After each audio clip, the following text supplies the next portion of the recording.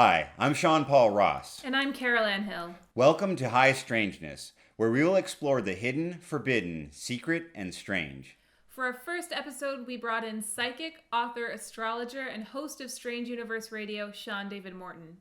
He's been in the news recently regarding charges surrounding the Federal Reserve, IRS, and various financial institutions.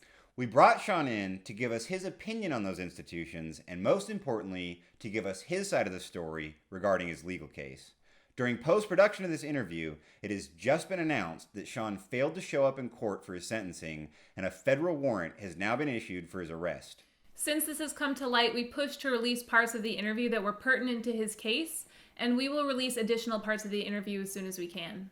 So now, in his own words, here is Sean David Morton and his side of the story.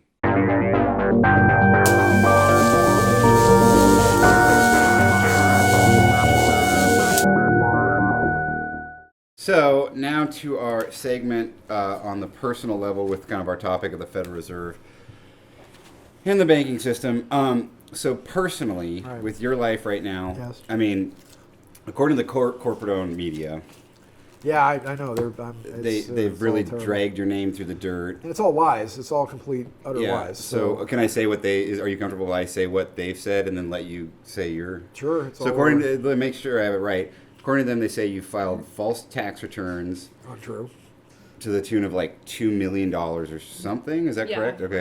Right. And now you've been sentenced to jail for that crime for that's not true 600 years? 650 years. They wanted to get 650 years, right. Is there, so I now, but you're like a good friend of mine. So like, it's just totally, in the media, just dragging your name through the dirt. Sure, yeah. So, I mean, they had to get me.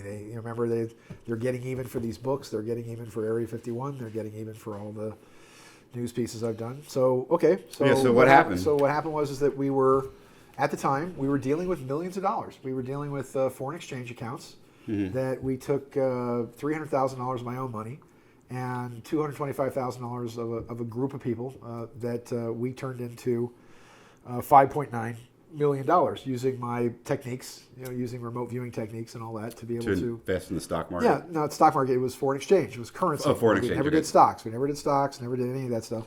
So we were dealing with millions of dollars at the time. And what we did is we worked with a CPA, Alexander Adams, and his son Brandon, and we filed something at the time. Now remember, this is 8 years ago, and so what the government had to do is the government had to break its own laws on statutes of limitations. They had to bend over backwards, claiming, "Oh, you committed one big crime over 7 or 8 years," when statutes for this kind of thing are 3 to 5 years. So they bent over backwards. They broke the law there. Mm-hmm. They still have no jurisdiction because I'm not a U.S. citizen. I'm an American national, basically a state citizen of California. So they have no jurisdiction. But I've withdrawn my plea as well. So there's various things that I have in process right now that have very much to do with common law because I never got to face my accuser. They never actually put the United States of America on the stand. So here's what happened. So we filed a process called 1099 original issue discount, and we worked with the CPA to do this actually. And what happens is when you put money in the bank fractionalizes that money. Well, they make all kinds of money off your money. And at the end of the year, theoretically, the bank says, okay, well, you can file against the interest because you're the original issuer and you get a discount because you put money into the bank. And they fractionalize it. For every dollar that you put in the bank, this is the rationale of this, for every dollar you put in the bank, they fractionalize it 99 times, 99 cents. Only have to have a penny. So when you file the 1099 OID, it marks that capital and then marks the interest off. And all you're asking for is a return of the capital that you put in the bank because they've used it now. And at the end of the year, you file what's called a 1099-A, which is for abandoned. Right. And you then say, no, I'm not abandoning this. And remember, it's a big scam between the IRS and the banks now because the IRS lets the banks keep your money. And you have to sign to agree to it, otherwise they can't. Sure, yeah, as an employee. So again, worked with the CPA. The CPA got $14 million back for his various clients, through this process.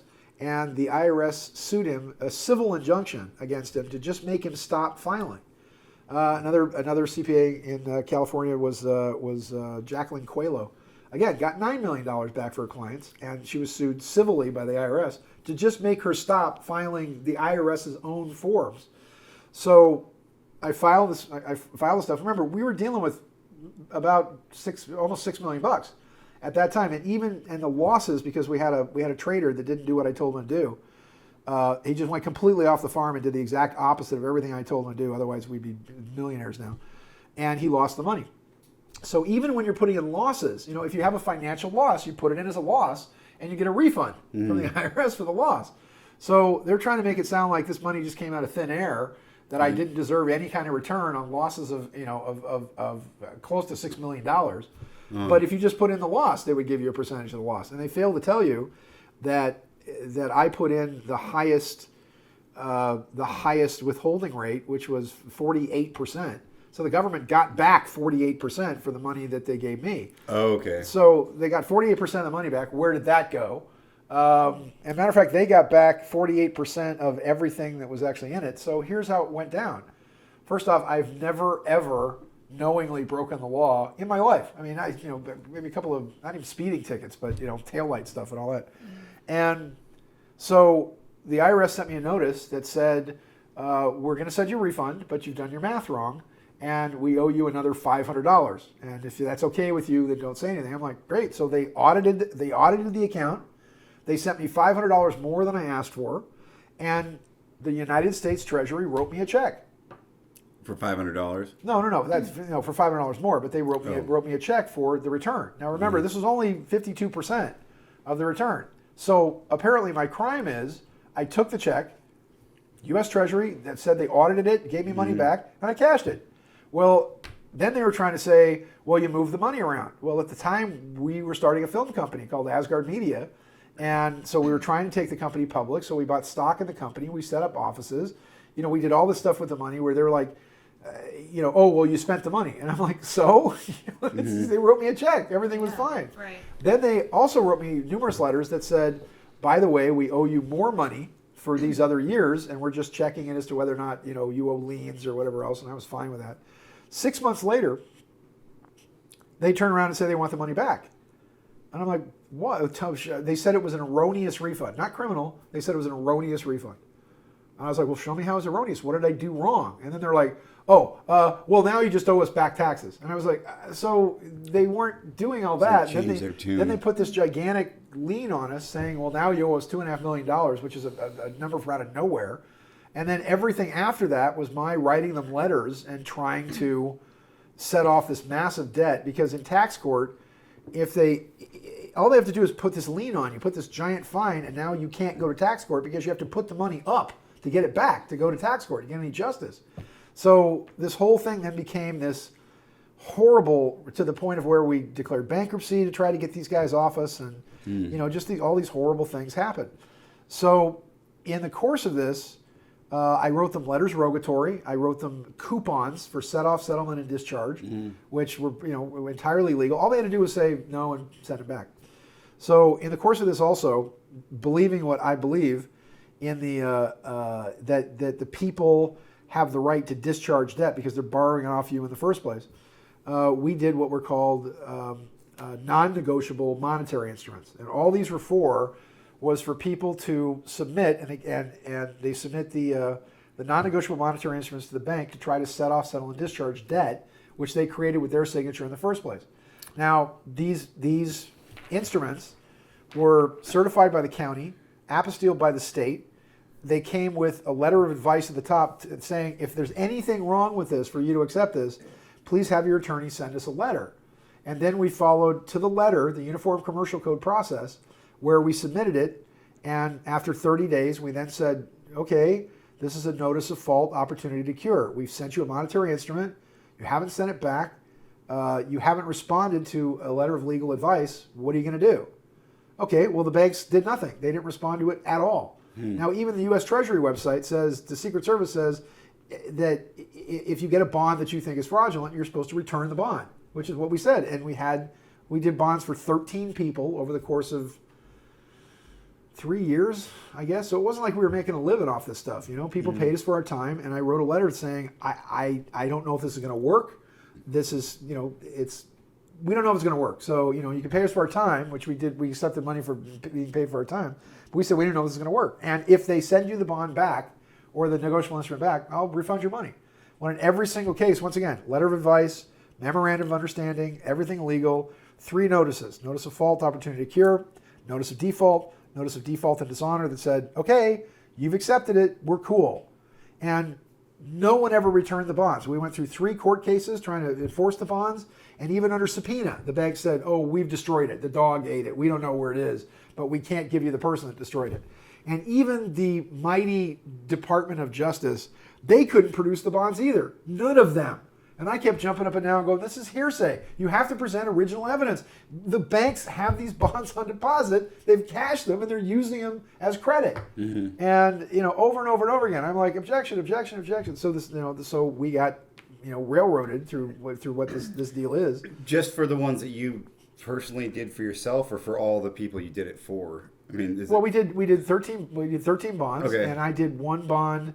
Because then I did a bond to the California Franchise Tax Board, which it's the only original piece of evidence that they produced. And I said, this is crap. They're saying it's a worthless piece of paper. Yeah, because it doesn't have everything that's attached to it. There's all kinds of other stuff that goes on with the entire process. And all they would have had to do is just return them. So even in the case that the government could not produce the original bonds because they couldn't get them back from the banks, because the banks had put them on deposit. But the bottom line is that they bamboozled this jury, because the jury didn't understand anything. I mean, they were like, there were 3 people on the jury. They asked them, how long have you lived in Southern California? And they said 35 minutes, 55 minutes, and an hour and a half, which is how long it took them to get there. So, that was the problem. When you mean like they came from out of state or something? No, they came from outside LA County. They said, how long have you lived here? Because they're not even... how long have you lived here? And they said how long it took them to get there in their car, because they didn't even understand that question. So... Anyway, they just managed to bamboozle this jury, and the challenge was also, as the judge said, number one, the judge said you can't present your arguments as truth, even though if you believe them, you can't. You have to. The jury is only going to be allowed to see evidence that proves your guilt. I'm not kidding. Evidence that proves your guilt. Number one, you can't tell people what the bond process is. You can't argue the legality of the process. And again, they said this. By the way, there was 0 loss. By the way, they said we're not suing for money at all because there was no loss to the government at all. Mm-hmm. So even the refund that they gave me, they admitted in the end was perfectly lawful, but they wanted 0 money. So I'm like, how can you bring a case if there's no damage to anyone? In other words, they wanted no relief. They didn't want. They said there's the potential that if any of this had worked, that it may have caused losses of $42 million because that's what they were asking for, but it didn't. Okay. So that's one of the things they somehow got you on, is just this is an attempt, it's or a thought crime. A thought crime, right? It's a thought crime. I think they said what? They got you on over 50 different crimes, which is what led up to that 650 years. It's all simply because we mailed a letter and that said, please return this if it's wrong. They were trying to claim that was conspiracy to defraud the United States Treasury, even though it didn't work, even though it didn't defraud them, and even though there was no money lost by them. They went into conspiracy. They went into mail fraud. All legal documents, mind you, that said all you have to do is return this. And and just so I'm understanding the process. Would you not have even done the second step had you not had the IRS say that it was like a mistaken return that they gave you? Because did you do the bond part for yourself to try to pay off? Yeah, with the IRS, because there was no way out. There was, I wasn't going to be able to pay all this. So basically, you did something that you knew legally should work to pay off money. Not pay off, to discharge. To discharge a debt. There's no money. There's no gold or silver. To discharge a debt. Yes. That because of a what did they call it? A mistaken. It was an erroneous refund. Yeah. So you wouldn't have even been in the situation if they hadn't screwed up in the first place, according to them screwing up. Yes.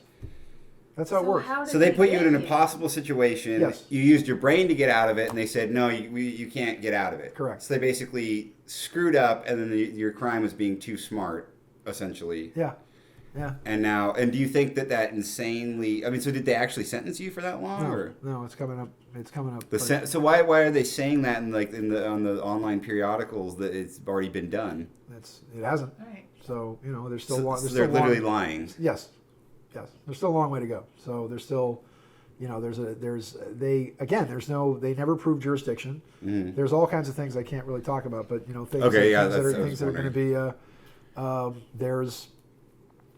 There's no loss. There was no loss. There was no harm to anybody. Mm-hmm. That was the whole thing, and everything they presented was hearsay. Everything. They put an expert on the stand. And I said, well, who was the one that actually found that the return was erroneous? Oh, this woman Maureen Green up in Utah. Well, where's she? How come she's not on the stand? So you don't know. This is just hearsay Right. evidence. Well, yeah. And then every time they put something up on the screen, I'm like, where's the original? Hearsay. That's not my signature. So it just went on and on and on. Do you think that they're trying to just run you through the ringer to make an example of you? Because Of course, of the they've fact said that. They've actually said that yes, that we are going to make an example of him. Do you think because you're famous, basically, or because you have you're a public figure? Look, I wasn't a ringleader in this. We did it with a group of people. There was Alexander Adams and Brandon Adams, and we did this with a group of people. My wife didn't even get any money. My wife not only didn't get any money, but everything against her was zeroed out by the IRS like 5 years ago. And they still got her on stuff because she was yelling. She had an attorney, I did not. And the attorney just basically sold us down the river. He was like, I don't understand anything you're doing. I have no idea about tax law. He just got assigned to her, and she did what he said. He was like a court-appointed lawyer. No, let me tell you. She claimed a refund of like $14,000. Then she said, okay, she filed what's called a 1099-X, and she said, okay, I made a mistake. Please correct this. And they said, okay, now you owe us nothing, right? Mm-hmm. And her lawyer said, well, you can't present that as your defense because by you filing the 1099-X to fix the problem shows that you thought it was a problem in the first place and shows that you broke the law. That was her attorney. So did she get sentenced or no? Not yet. Oh, she unfortunately in the courtroom she had a stroke. She actually had a stroke. So because of the stress of it. She had a stroke, yes, and she was taken to the ICU, and she spent 2 days in Good Samaritan Hospital in a coma. And how is she doing now? She's slowly recovering. She's got paralysis on her left side. She's got. It's been horrible. It's been a real nightmare. So, and then do you have like a funding campaign for her going on? Yes, it's to help us with the the legal stuff that we need to do. It's the medical expenses. GoFundMe / help Sean and Melissa. So Okay. that's for the this is just oppression. There was one way for the American people to set off, settle, and discharge debt, which was created by their signature in the first place. Right. And this was this process. And I had hoped to use this process for, and I said we only did it 13 times in a fairly short period of time. And when it stopped working or when nobody was getting remedy, even though we went to court on this, and even then, they had judges going, well, it's a worthless piece of paper. To which I responded, of course it is. A Joe DiMaggio rookie year baseball card is a worthless piece of paper to my mom, or the #1 Superman or Spider-Man or something like that. Right. It's just colored paper. It's the value that people put on things. And I'm saying a mortgage document is a worthless piece of paper unless a bank knows what to do with it. Right. So, that wasn't really an argument, but in every single case, we subpoenaed the bonds, and they've just disappeared. They just, the dog ate it, the secretary destroyed it. We can't tell you who destroyed it. It just was. I mean, that's, and not even the mighty United States government could produce they produced one original document that was disconnected from all the important stuff, and that was to the California Franchise Tax Board. One. And you have to present original documents in court, but apparently the feds get around all that stuff. They don't have to present signatures or original documents or, whatever else. But this all goes towards the nonsense of their case, where they don't have any. Well, it's jurisdictional, and there's a lot of other reasons for it. So I mean, do you have any hope to get out of this situation? Yeah. You think? Yeah. It'll be. We'll see. As I said, we'll see. If not, then bad things will happen. So I guess the two questions. I mean, yeah, with that, do you that would possibly actually be for real jail time? Yeah. That's so. They want to throw me in jail for the rest of my life. For, again, thought crimes, for presenting paperwork that all somebody had to do was say, no, thank you. Okay, so that's the that amount of time is the proposed amount of time, probably then, maybe, but we'll see. My two questions are, is basically the IRS, are they being fair, or is there basically? Oh, the IRS didn't sue me at all. Actually, the IRS it's the DOJ, it's the Department of Justice. So, and why? What do you think? Their real. I mean, why are they doing this? What because is their they wanted motive? to take somebody like me that was teaching people about being free and breaking loose from the system and not being a 14th Amendment U.S. enfranchisee, Mm-hmm. and I was talking about that. I lectured a couple of times on the bond process about how it worked under. Again, when the United States went bankrupt, let me just explain briefly. When the United States went bankrupt in 1933, a congressman by the name of Louis McFadden sued the Congress and the Senate, and for high crimes and misdemeanors, and said, "Look, you can't just bundle up the American people as cattle and hand them to the Federal Reserve System as collateral for the bankruptcy without giving them something in return." So there was a system under House Joint Resolution 192 that then allowed people to, because now we went from gold and silver to now the people being the credit of the nation, which is what they'll tell you, that the people are the credit of the nation, which is what they admitted to. And so now they borrow off you and your commercial energy. They borrow off the value of your life, like a life insurance policy that would say your life is worth $1 million over 40 years or whatever it is.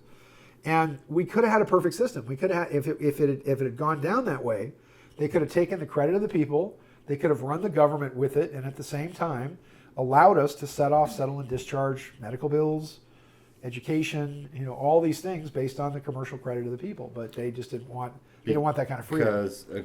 So basically, it's a control system. Because that's if this whole system wasn't in place, do you support the fair tax by any chance? About it, Yeah, sure. Why not? I'm just saying that like a flat tax or a fair tax would be a better way to go. So why don't they do it? But at the same time, well, because it's control. Because it's really about control. Because just look, they can look down your pants. They can track you anywhere you want to go. I mean, just filling out a 1040 is a violation of your Fourth and Fifth Amendment rights. How do you? And here's the crazy part: you fill out evidence against yourself. You violate the Fourth Amendment right to allow them to look in your papers. Your Fifth Amendment right to self-incrimination.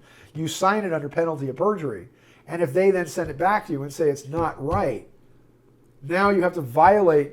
You have to commit perjury in order to correct the document to make it how they like it. So how does that work? If they say we don't accept this, I'm like, well, where's your sworn testimony that it's wrong? As an example, and as I said with the 1099 OID process, I'm like, look, you kept 48%. Where did that go? As an example, where did the money go for? You gave me a refund, therefore the refund. So my crime is I cashed a check that was written to me by the United States Treasury.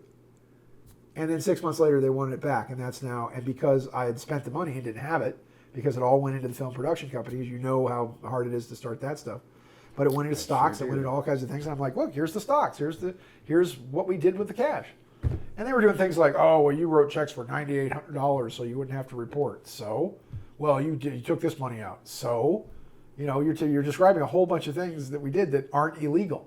Once I got a check from you and spent it, that's not against the law. Yeah. So, and by the way, they didn't even get us they didn't even want that because they said there's no monetary damage anywhere. We're just trying to get them on submitting things to us that we didn't like. They, by the way, never got to the Treasury apparently because the banks just put them on deposit and did something with it. I don't know where the bonds went, but they didn't produce a single one. Okay.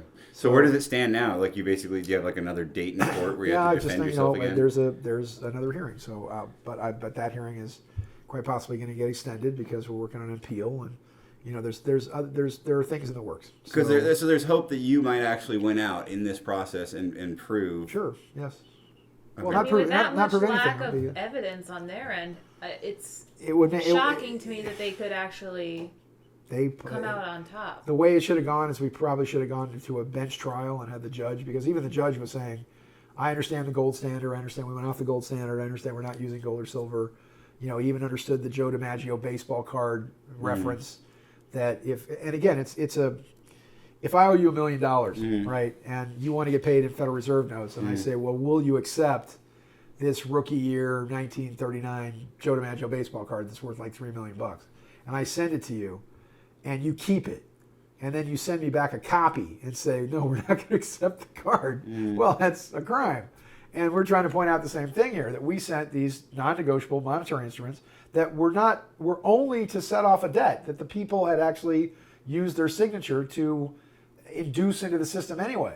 So, and actually we made the bonds for 3 or 4 times the amount of what was owed. So who was being defrauded? And all they had to do was send it back. We have three notices And from they never did. from a notary who's an officer of the court and an agent of the state that said you have a fiduciary responsibility to respond, and they never did. You said it's like 3 or 4 times more. Like, by your reckoning, is there any limit to like how much can be discharged by the full faith and credit of like? Yeah, the people because there's no money. There's no money. There's so no it can be Article 1, Section unlimited. 10. There's no gold so or silver. theoretically, I could if I owed $1 trillion, like I could discharge that. Yes, because there's no money on the public side. There's no money. It's not it's not just my personal value as a single American. Well, let's put it this way: if you took your Social Security card, and there's a way to actually look this up, and you take the Social Security card and you divide it by the national debt. National debt's $20+ trillion, and you take the maybe 200 million Social Security cards in the country, you divide that into $20 trillion, and you get an idea of what your Social Security card is worth. Why do you think they want all these illegal immigrants in the country? They want to give them Social Security cards so they can start borrowing against the cards. Why do you think they want babies to have Social Security numbers now so they can start borrowing against the cards? Because they all go to the Commerce Department. Got it. And your birth certificate goes to the state registrar, and the registrar with the birth certificate is the one that makes you a taxpayer, makes you a U.S. citizen, gives you jury duty, whatever else. They then hand that to the Department of Human Resources, which then goes to the Department of Commerce, which then becomes a stock certificate at the Depository Trust Clearinghouse Corporation, where it's bundled with a bunch of other stock certificates and sold on the foreign markets. That's why you'll never get an original birth certificate. So you're essentially on the front lines challenging this system of control that they have, and basically the outcome of your case is going to be sort of what happens with the American people from here on out, right? I mean, 'cause it's like if you prove that it's basically like a faulty, phony system, then I mean that will pave the way for more people to. But the challenge is that's why they wanted to get me, because they wanted to show that even writing letters to the government that they don't like is now a thought crime. That's what, if you write them letters. And actually, originally the judge said, "Well, the stuff that you got sounds like a prank." He said he has the right to write you letters, and yet this guy just completely, once it got to the trial, he just completely changed his whole tune. So, I filed complaints against the judge, and it's like I said, we'll see what happens. But in my opinion, they have no jurisdiction. They have no rights at all over somebody that's not a U.S. citizen, which I'm not. They asked me flat out, "Are you a U.S. citizen?" No. Do you have a passport? It's a compelled benefit. Do you have a Social Security number? I did, and I tried to revoke it. They wouldn't let me. So, but I'm not part of your system. And by the way, Sean and Caroline, all this crap that you read, not a single person has ever called me for my side of the story. Nobody. That's why I wanted to get it. Right. Nobody. It's hard when you try to find more about your story. Nothing. There's nothing but negatives. It all paints you as an enemy, as the bad guy. But again, there's not really much information about it, though. You can't really find much information about exactly because they can't explain it. Right. Because they can't explain it. They just use things like fraud, conspiracy, and all this other stuff, and they can't explain it. And yet, if it's all fraud and conspiracy, how come they don't want any money? How come there's no monetary damage? How come? Who did I rip off? Who did I steal from?